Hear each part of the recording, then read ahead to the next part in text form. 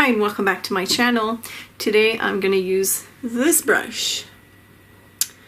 This is a triangle brush, and as you can see, the ferrule is shaped like a triangle, as well as the hairs. And the belly of the brush is quite large for an extra small brush, but it does come to a super sharp tip. So I thought this would be interesting to play with. This was a suggestion by one of you guys, Linda Carrera. Thank you so much for making me think about this brush, which I got a few months ago. Before I used this brush today, I went on YouTube and I researched to see whether I could find any tutorials online on how to use the brush, and all I saw was people using the brush to create beautiful projects, but it wasn't telling me how to hold the brush, how much pressure I should use, which side to use. At some point I'm going to take my overhead camera and put it on my desk so that you can see up close and personal how I actually use the brush. But for now I'm going to show you a couple of things that I have played with.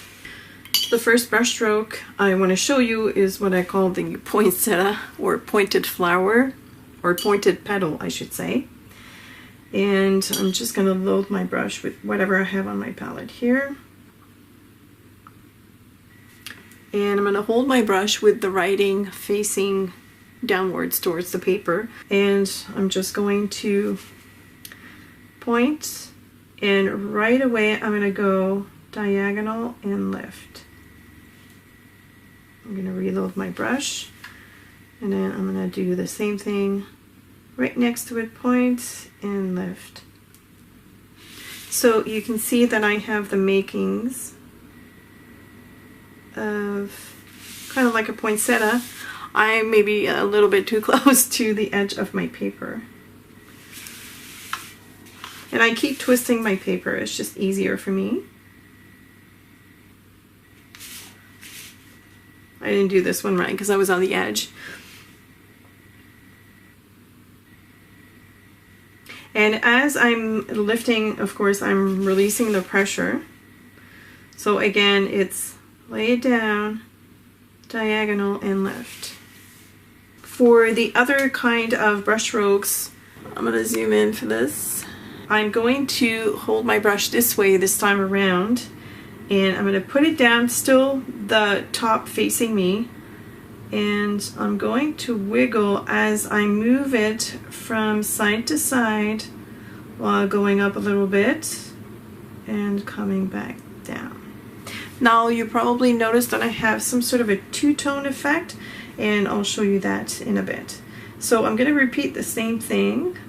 Again, brush tip down, wiggle, a little bit going up to give it that round shape, and I'm also at the same time pressing on that the belly of the brush.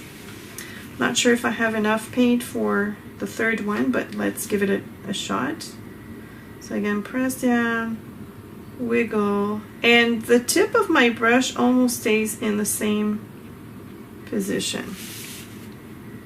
Alright, and then I would join these petals together and then do a stem. Now the beauty of this brush is that you can get thick lines and thick lines, which is pretty awesome. And I know that you can use a dagger or a striper brush to do that, but if you're working with one brush and you can do all these brush strokes, that's pretty amazing. So let me show you how thin the lines can be.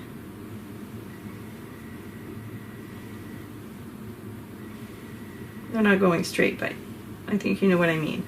And if you want to get thicker ones, then you just press the brush onto your paper where the edge is, and you just go large. You can also do thick and thin. So again, just touching the tip, applying pressure, releasing pressure.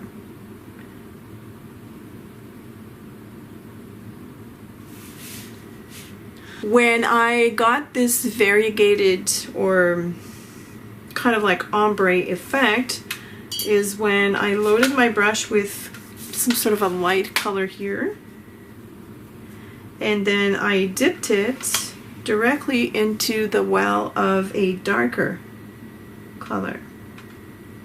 Just a tip. And so that way when I do this flower and I wiggle, of course the belly of my brush is loaded with a light color, but the tip has the dark one. So it's pretty cool.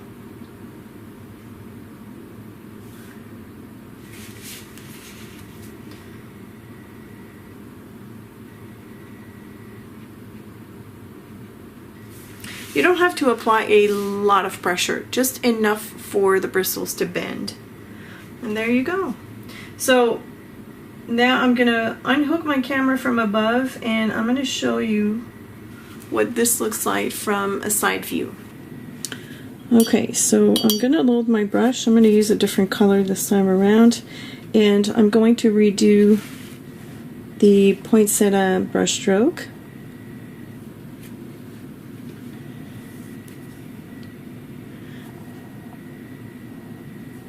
Right, and this time around I loaded my brush the same way I did here, just a different color.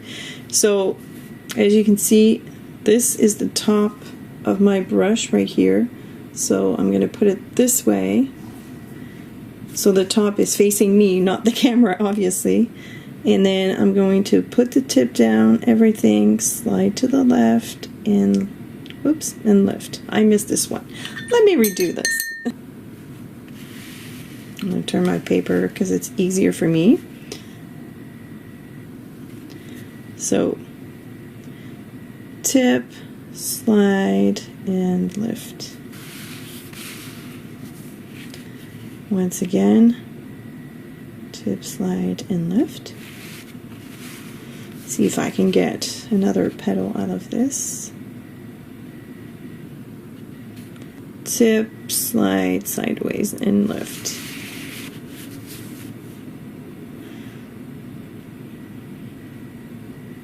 Now I want to show you the ginkgo leaves brush strokes. So I'm going to push down, and I have my brush opposite of me. So I'm kind of like looking at the writing here. That's facing me. Again. So tip down, pushing a little bit on the belly, keeping that tip kind of like in the same spot, but wiggling my brush up and down, and then coming back around. Do a third one here. So again, whoops, I'm gonna put my brush down, and then I'm kind of like pressing on the belly as I wiggle my brush around while I come around. And that's it. And to do the thin lines, I hold my brush this way, so it's kind of like the writing is underneath. I can't see it.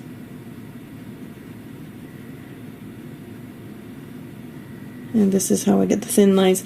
If you're going this way, you might get a couple of thin lines, but eventually the bristles will split. I don't know if you can see that, but it just splits.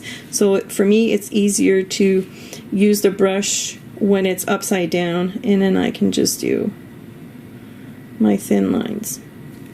Now I can also do leaves, and there are many ways to do leaves. You can do them like the poinsettia brush stroke, so down and then elongate a little bit, and then coming around and pressing on the belly and releasing. You can do them short as well, much like the original poinsettia petal. So it's down, sideways, and lift. Or you can do a super long leaf like this. And if you want, you can double that up as well. Alright, so now that you've seen the brush strokes up close and personal, I'm going to do a little painting for you.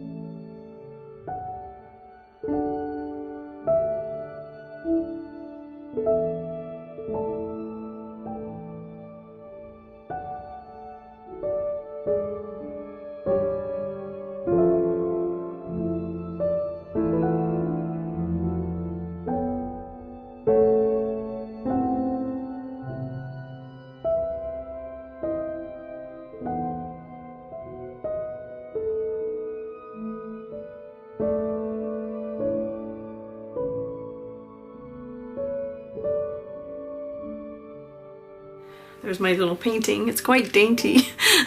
It's a big departure from what I'm used to doing, but I like this. It kind of goes with me liking doing detail work, or precision work, so it was quite fun. It was a good exercise. Now this brush is an extra small. It also does come in medium size, and I've asked Jeff at the Brush Guys to add the medium size to my teacher's recommendations list, so it should be there in a few days. I know that in the US there's a holiday going on right now. I think this is perfect for a card front. In fact, this paper measures 4.5 by 6, just because I thought these 5 flowers would be lost on a bigger piece of paper. Is this brush essential? Is this a must? Heck no. But it's fun to play with. So if you're looking for something new to play with and practice, then I encourage you to grab one of these. They're not super expensive. Just be prepared to practice a lot. It took me about 3 hours to be kind of comfortable with the brush strokes that I showed you. I'm sure there are other ones, and I will continue to experiment with this brush on and off, so be on the lookout for more. I hope this video has answered some of your questions, those that were looking for information on how to use a triangle brush. I invite you to give it a try, and if you want to share your photos on your social media, make sure that you tag me at Création CC either on Instagram or Facebook. I'd love to see what you come up with. Don't forget to check out the supplies list. You just have to click on Show More underneath the YouTube video, and you'll see all the supplies there. There's also a special discount code for my viewers at thebrushguys.com where you can get an additional 5% off your entire purchase. If you have any questions or comments, please feel free to leave them below. I want to say a huge thank you to my awesome patrons for supporting my art over at Patreon. Have a super fun and creative day, and I will see you tomorrow.